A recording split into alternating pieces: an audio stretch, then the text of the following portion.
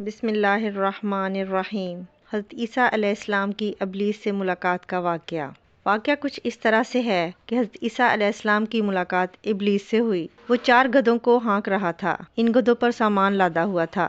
حضرت عیسیٰ علیہ السلام نے ابلیس سے ان گدھوں کے ہانکنے اور سامان کے بارے میں پوچھا۔ ابلیس نے جواب میں کہا کہ تجارت کا سامان ان گدھوں پر لادا ہوا ہے اور خریدنے والوں کو تلاش کر رہا ہوں۔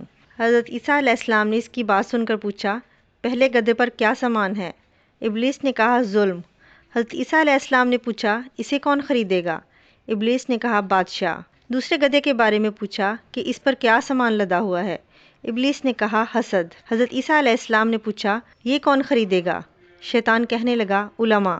حضرت عیسیٰ علیہ السلام نے پوچھا، تیسرے گدھے پر کیا لادا ہوا ہے؟ شیطان ابلیس کہنے لگا، خیانت۔ حضرت عیسیٰ علیہ السلام نے فرمایا، وہ کون خریدے گا؟ شیطان نے کہا کہ تاجر۔ پھر چوتھے گدھے کے بارے میں پوچھا، اس پر کیا لادا ہوا ہے؟ ابلیس نے کہا، مکر و فریب۔ حضرت عیسیٰ علیہ السلام نے پوچھا، اسے کون خریدے گا؟ شیطان نے کہا، عورتیں۔